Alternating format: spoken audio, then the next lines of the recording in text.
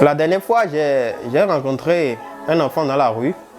Je sortais, je l'ai vu, il était en train de pleurer parce que ses parents l'ont commandé du riz. Le riz qu'on va préparer à midi et lui, il a perdu l'argent. C'est une situation qui m'a vraiment fait réfléchir. Il ne voulait plus rentrer chez lui, il était vraiment triste. Sur le coup, ça m'a amené à beaucoup réfléchir par rapport à la question de la chicotte et des punitions qu'on nous a données quand on était enfant. Vous savez, je pense que je me demande des fois si à ce niveau, nos parents n'ont pas fait beaucoup de dégâts sur nous. Je ne vais pas refuser que ce sont des choses qui nous ont beaucoup aidés. En tout cas, moi, j'en témoigne aujourd'hui. Les chicottes, les punitions, ça nous a apporté un plus, de la même façon que ça a apporté un plus à plusieurs personnes. Ils en témoignent.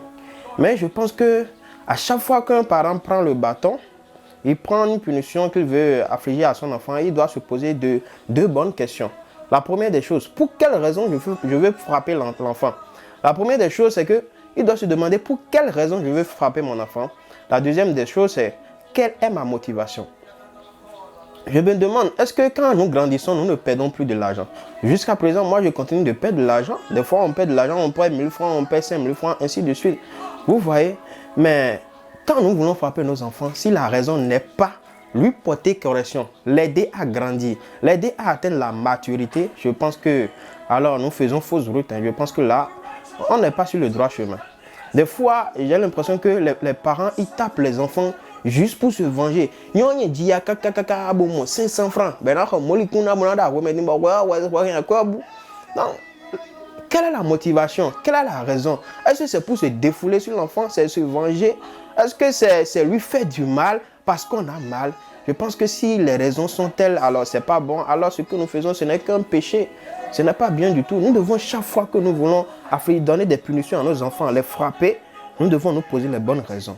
Et je dis bien, si la raison n'est pas lui porter correction, l'aider à grandir, alors là, ce n'est pas une bonne chose. Parce que les enfants regardent plus à ce que nous faisons, plus à ce que nous disons.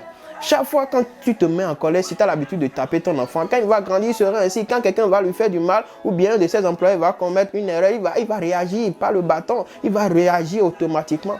Mais ce n'est pas toutes les fois qu'on se met en colère à cause de quelque chose qu'un enfant a fait qu'il faut réagir automatiquement. Moi, personnellement, ma stratégie même, c'est de ne jamais donner de punition à mon enfant ou même le frapper quand je suis en colère. Je laisse ma colère se dissiper d'abord et après je l'approche. Je peux toujours appliquer la punition après, même pas étant en colère.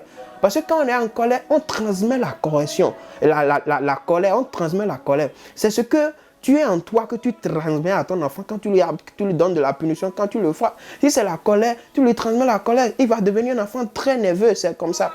Donc, certaines personnes s'étonnent et disent, ah, moi je frappe beaucoup mon enfant, je le punis beaucoup, mais pourtant il est comme ça, il ne change pas. L'autre, il fait la même chose, lui, il a de bons résultats. Et les enfants aussi ne sont pas les mêmes. D'autres n'ont pas besoin de ça. Il faut juste leur parler.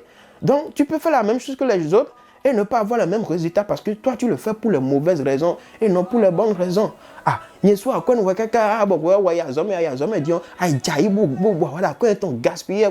est-ce que tu tapes l'enfant parce que tu as mal pour lui, parce que tu as l'impression qu'il perd son temps, il grandit, ses amis évoluent et lui n'évolue pas? Est-ce que c'est pour ça que tu veux le corriger? Ou bien juste parce que tu as mal à cause de ton enfant, tu veux lui rendre le coup? Ce n'est pas bon. En soi, même l'amour, c'est pas ça. On donne, l'amour, c'est le donner. On donne et on espère que Dieu nous donne en retour. C'est comme ça. Donc, si à chaque fois, quand nous avons mal, il faut réagir ainsi, je pense que c'est pas bon. Des fois, même l'enfant fait mal, mais tu le laisses. Tu ne fais rien. Hein? Tu attends un peu de temps, après tu réagis, après ou bien tu n'es pas obligé de réagir à chaque fois. Là, tu lui enseignes la grâce. On peut pardonner aussi. Ce n'est pas à chaque fois qu'on réagit. Et quand il va grandir, lui-même, il serait comme ça. Donc, je pense que nous devons beaucoup plus méditer sur la question. Comme moi, je l'ai dit, j'ai beaucoup eu du mal pour cet enfant-là. Parce que qui parmi nous ici va dire que nous ne perdons pas d'argent? Nous faisons tous des erreurs, nous faisons tous des bêtises. Je pense que nous devons revoir notre comportement par rapport à la punition et par rapport à la chicotte. Et c'est votre frère Daniel Dessouti. C'était ce que j'ai à partager avec vous aujourd'hui. Et partagez la vidéo avec d'autres personnes. Et quelle est votre expérience en la question? Si vous avez votre expérience par rapport à la chicotte et à la punition, j'aimerais bien que vous mettez ça en commentaire. Surtout, n'oubliez pas de partager la vidéo. Partagez. Merci.